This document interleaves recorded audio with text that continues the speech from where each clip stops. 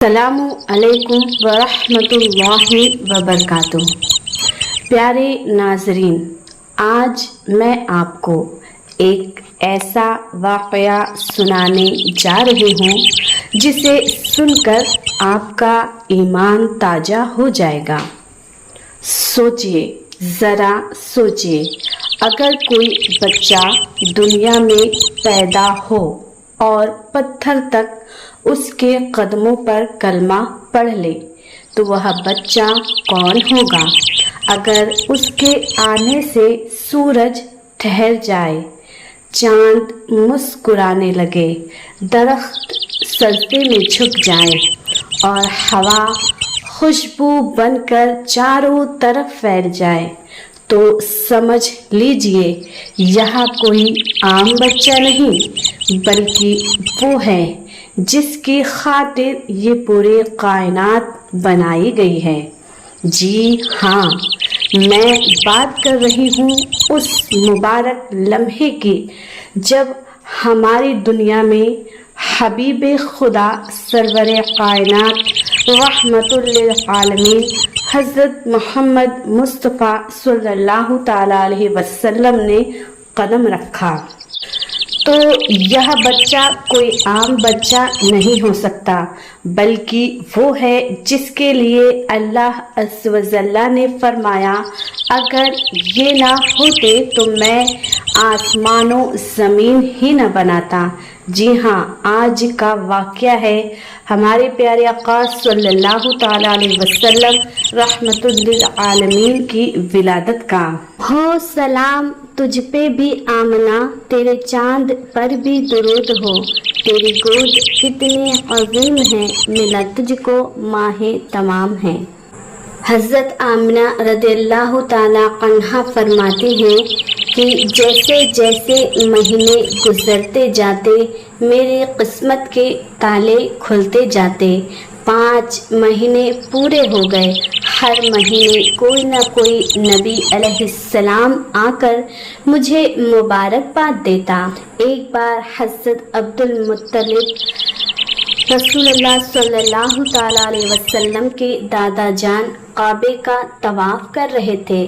عرب میں رواج تھا کہ اگر کسی عورت کا شوہر انتقال کر جائے تو وہ 1 سال تک شوگ کرتی تھی، یعنی نیا کپڑا نہیں پہنتی تھی، خوشبو نہیں لگاتی تھی، سجی سوری نہیں نکلتی تھی۔ کچھ لوگ عبد المطلب سے کہنے لگے، آمنہ تو یہ سب نہیں کر رہی ہے، وہ تو خوشبو لگا کے نکلتی ہے، جبکہ ان کا شوہر حضرت عبداللہ انتقال کر چکے ہیں۔ یہ سن کر عبد المطلب پریشان ہو گئے اور گھر لوٹ کر اپنی بیوی حضرت فاطمہ رضی اللہ تعالی عنہ سے کہا، آمنہ سے جا کر پوچھو کہ انہوں نے میرے بیٹے کا غم کیوں چھوڑ دیا ہے اور یہ خوشبو کیوں لگاتی ہے۔ حضرت فاطمہ نے کہا، مجھ سے ان کی حالت پوچھنا ممکن نہیں، کیونکہ ایک بار میں نے کوشش کی تھی لیکن ان کی پیشانی سے ایسا نور جھلکا، ایسا نور نکلا کہ میں بے ہوش ہو کر گر پڑی۔ پھر دونوں حضرت عبد المطلب اور آپ کی جوزہ ساتھ مل کر حضرت آمنہ کے پاس آئے۔ جب حضرت آمنہ رضی اللہ تعالی عنہا نے اپنے سسر کو دیکھا تو ادب سے کھڑی ہو گئی۔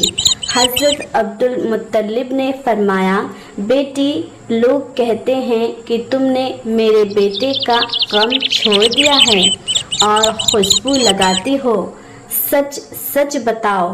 حضرت آمنہ رونے لگی اور کہا، ابا جان یہ بات مت کہیے، میرے دل کا درد وہی جان سکتا ہے جس نے جدائی دیکھی ہو۔ عبداللہ رضی اللہ تعالی عنہ کے جانے کے بعد میں نے کبھی چین سے کھانا نہیں کھایا، چین سے سوئی بھی نہیں، لیکن آپ نے پوچھا ہے तो सच बताती हूँ, मैंने कोई इत्र नहीं लगाया, बल्कि आपके बेटे की अमानत यानी नबी सल्लल्लाहु ताला अलैहि वसल्लम मेरे शिकम यानी पेट में हैं। यही वजह है कि जहाँ से मैं गुजरती हूँ वहाँ खुशबू फैल जाती है। आपने फरमाया, यही नहीं, जब मैं तकिए पे सिर रखती हूँ, जिस तकिए पे सिर रखती हूँ तो वो तकिया भी खुशबू से महक उठता है। जब मैंने एक दुपट्टे से पसीना पोंछा, वह दुपट्टा कई बार धोने के बावजूद अब तक खुशबू से मुअत्तर है। यहाँ तक कि जिस मिट्टी की दीवार से मैं लग जाती हूँ उससे भी खुशबू आने लगती है। जब मैं कुएं पर पानी भरने जाती हूँ तो पत्थर मेरे कदमों के नीचे मुलायम हो जाते हैं। और यही नहीं अब्बा हुजूर, जब मैं पानी भरने जाती हूँ तो मक्के की सारी औरतें मुझे कुएं के पास ही रोक लेती हैं, मुझे आने नहीं देती। कहती हैं कि अगर से आमना रदियल्लाहु ताला अन्हा तुम चली गई तो पानी भी अंदर चला जाएगा।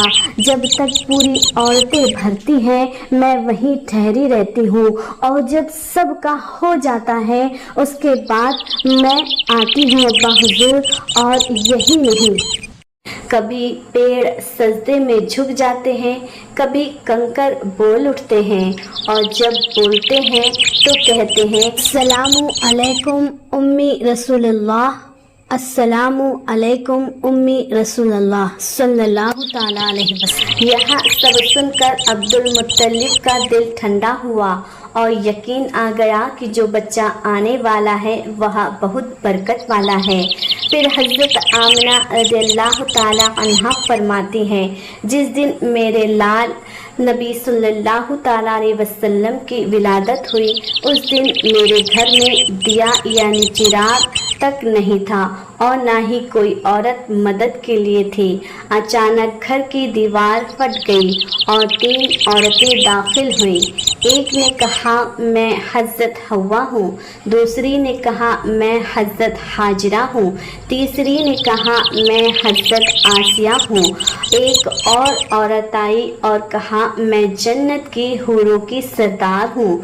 उसने मुझे दूध का प्याला दिया। वह दूध इतना मीठा, इतना ठंडा और खुशबूदार था कि मैंने पहले कभी नहीं चखा। फिर मेरे बेटे की पैदाइश हुई। जब मैंने पहली नज़र डाली तो देखा कि उसकी आँखों में सुरमा लगा हुआ है, बदन से नूर चमक रहा है और ऐसे खुशबू महक रही थी कि पूरा मक्का रोशन और महक उठा था।